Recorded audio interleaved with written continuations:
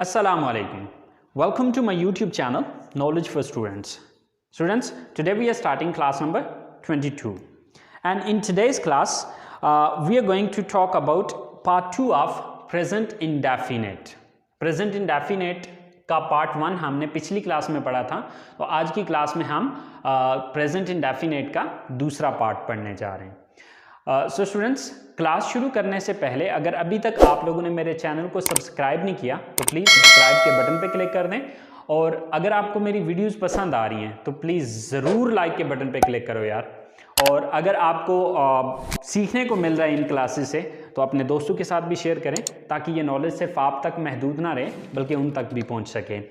और अगर आपको कोई मसला मसाइल हो रहा है तो प्लीज़ कमेंट्स बॉक्स में जाके ज़रूर कमेंट्स करें। तो चलें गाइस, हम स्टार्ट करते हैं पार्ट 2 प्रेजेंट इंडेफिनेट का। So students, present indefinite part 2।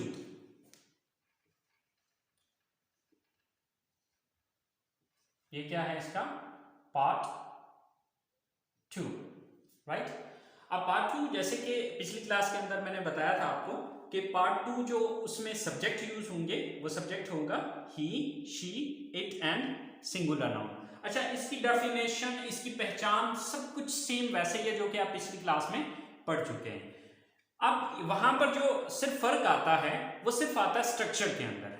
जो डिफरेंस आ रहा है वो स्ट्रक्चर में आ रहा है। स्ट्रक्चर में डिफरेंस क्या आ रहा है? अब इस स्ट्रक्चर में यानी कि जब सब्जेक्ट ही, शी, इट या सिंगुलर नाउन होगा तो वहां पर फर्क सिर्फ इतना आएगा कि वर्ब की फर्स्ट फॉर्म के साथ एस या ईएस लगाया जाएगा, बाकी सब कुछ वही है। अगर आप पार्ट 1 की स्ट्रक्चर को देखें तो उसमें क्या था? Subject plus first form plus object.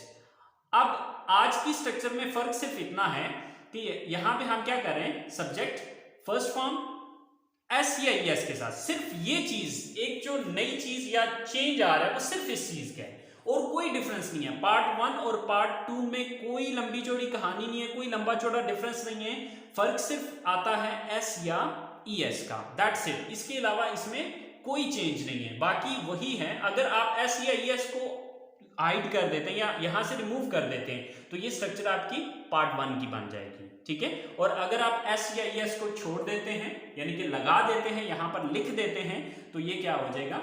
ये पार्ट 2 की स्ट्रक्चर बन जाएगी, ठीक है। अच्छा, अब हमें ये चीज समझनी है, जैसे कि अब आपके जहन में एक सवाल आना चाहिए था कि सर हमें कैसे पता चलेगा कि किस वर्ब के साथ हमने एस लगाना है और किस वर्ब के साथ ईएस लगाना है। तो डियर, उसके लिए मैं आपको रूल बता रहा हूं कि कहां पर एस लगाना है और कहां पर ईएस लगाना है। आपने देखना है वर्ब के आखिरी स्पेलिंग। अगर वर्ब के लास्ट स्पेल जो है वो S, S H, C H, X या ओ, इनमें से कोई भी आखिरी स्पेल में से आ रहा है तो उसके साथ आप ईएस का इजाफा करेंगे। यानी कि जितने भी वर्ब्स जिनके लास्ट पर इन 5 में से कोई भी स्पेलिंग आ रहा है तो उसके साथ आपने क्या करना है? ईएस का इजाफा करना है, वरना सिर्फ एस का, ठीक है। ईएस का इजाफा कहां पर होगा?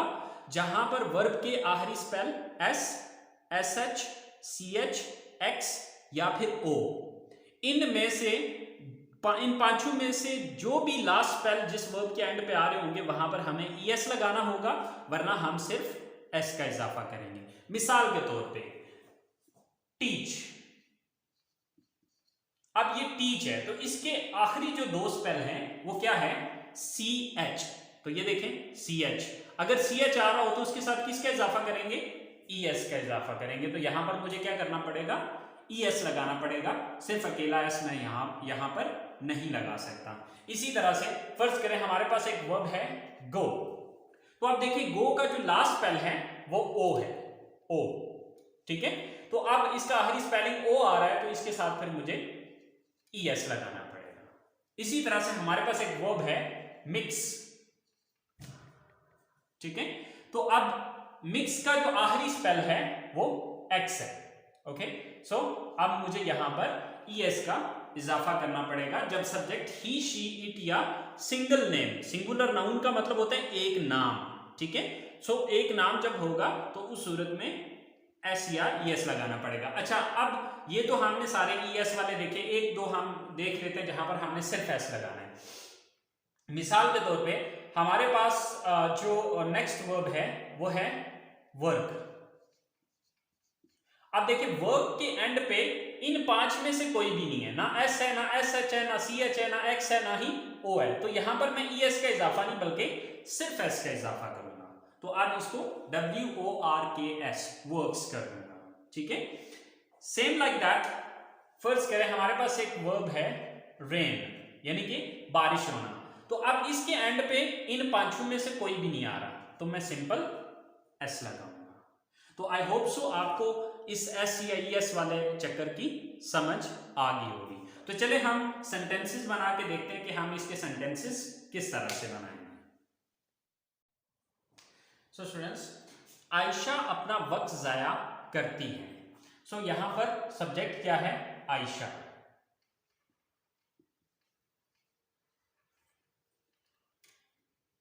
आयशा। सो वर्ब क्या है यहां पर?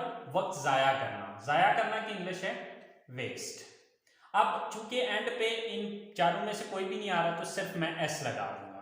तो आयशा वेस्ट्स, अपना वक्त जाया करती है, सो हर टाइम। सो आयशा वेस्ट्स हर टाइम। आयशा अपना वक्त जाया करती है। वो अपने भाई को मारता है। सो सब्जेक्ट कौन है? वो एक लड़का है, ही। वर्ब क्या है? काम क्या करता है? मारता है, बीट। अब देखें आखिरी स्पेल क्या है, यानी कि इन चारों पांचों में से नहीं है तो यहां पर सिर्फ एस लगेगा। सो ही बीट्स, ही बीट्स अपने भाई को, हिज ब्रदर। ही बीट्स हिज ब्रदर, वो अपने भाई को मारता है। वो किताबें खरीदती है। सो सब्जेक्ट कौन है? शी। वर्ब क्या है यहां पे? खरीदना, बाय। अब वाई जो है इनमें से नहीं है तो सिर्फ इसके साथ भी एस ही लगाएंगे। शी बाइज, क्या खरीदती है? बुक्स। शी बाइज बुक्स, वो किताबें खरीदती है। तो स्टूडेंट्स, अगर यहां पर कोई भी ऐसा वर्ब आ रहा होता जिसके आखिरी स्पेल इन में से कोई एक होता तो उसके साथ फिर मुझे ई एस लगाना पड़ता। मिसाल के तौर पे चले मैं एक एग्जांपल ले लेता हूं। जैसे कि हमारे पास एक सेंटेंस है कि वो कॉलेज जाती है, वो कॉलेज जाती है। So she go. अब देखिए इसके आखिरी स्पेल क्या है? ओ है, तो इसके साथ फिर मुझे ई एस लगाना पड़ेगा।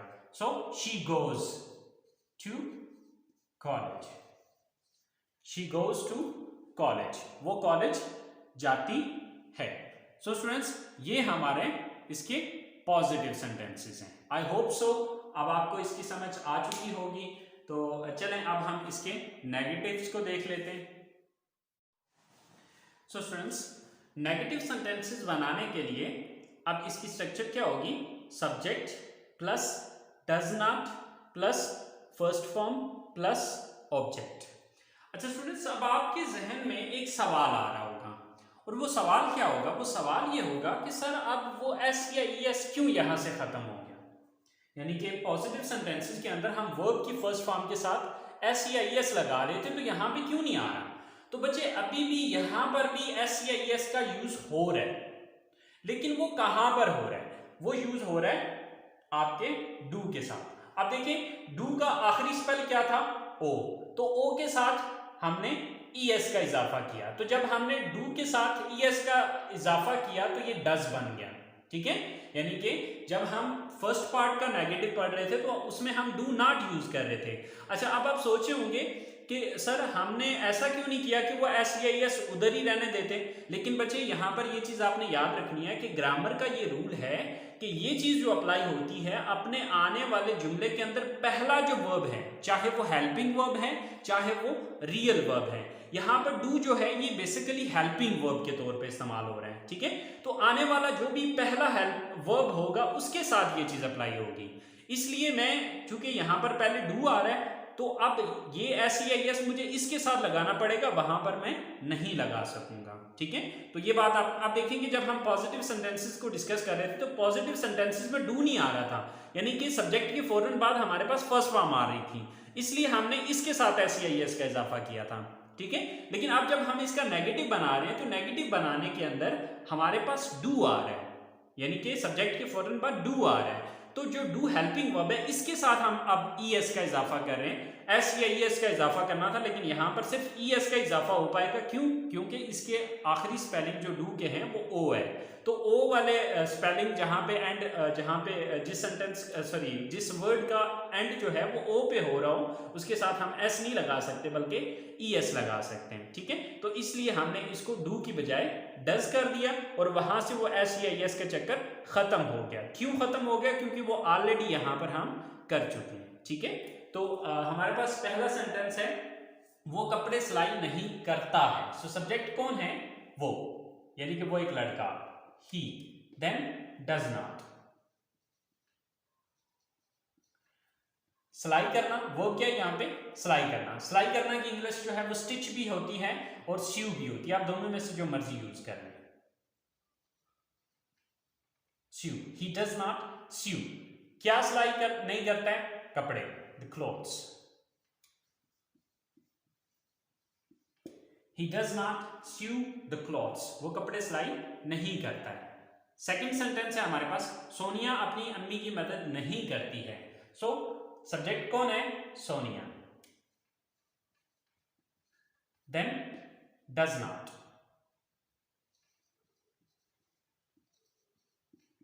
वर्ब क्या है यहां पे? मदद करना, help. Sonia does not help. किसकी मदद नहीं करती? अपनी अम्मी की, her mother. So Sonia does not help her mother. इसी तरह से लास्ट सेंटेंस है हमारे पास वो अपनी पढ़ाई पर तवज्जो नहीं देती है। सो वो लड़की, यानी कि सब्जेक्ट कौन है? वो एक लड़की है, she, then does not. Verb क्या है यहां पे? तवज्जो देना, concentrate. She does not concentrate. किस पर तवज्जो देने की बात हो रही है? अपनी पढ़ाई, her studies. So she does not concentrate on her studies। she does not concentrate on her studies। वो अपनी पढ़ाई पर तवज्जो नहीं देती है। So students, I hope so आपको डू और डज का चक्कर समझ में आ गया होगा कि ये डज कैसे बना या किस वजह से बना, ठीक है।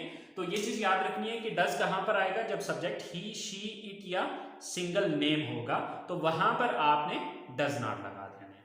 सो स्टूडेंट्स, ये हमारे नेगेटिव सेंटेंसेस हैं और अब हम इसके लास्ट सेंटेंसेस पढ़ते हैं, इंटरोगेटिव सेंटेंसेस। तो जैसे कि इंटरोगेटिव सेंटेंसेस का आपको ऑलरेडी पता है कि नेगेटिव के अंदर जिस लफ्ज के बाद नॉट लगाया हुआ है उसी लफ्ज को उठा के जुमले के शुरू में ले आना है। तो यहाँ पर हमने नॉट किसके बाद लगाया था? डज के बाद। तो इसी डज को उठा के सेंटेंस के शुरू में लगाएंगे तो ये इसका इंट्रोगेटिव बन जाएगा। तो चलिए आइए देखते हैं इसके interrogative sentences. So students, interrogative sentence बनाने के स्ट्रक्चर क्या है? First of all does, then subject, then first form of the verb and then object and at the end there is a question mark. सो हमारे पास सबसे पहला sentence है क्या वो मोबाइल फोन मरम्मत करता है? सो सबसे पहले डज, देन सब्जेक्ट कौन है? वो, यानी कि वो एक लड़का है, डज ही। वर्ब क्या है यहां पे? मरम्मत करना, mobile phone, repair. Does he repair. मरम्मत करना की इंग्लिश क्या होती है? रिपेयर। Does he repair. क्या रिपेयर करने की बात हो रही है? Mobile phone.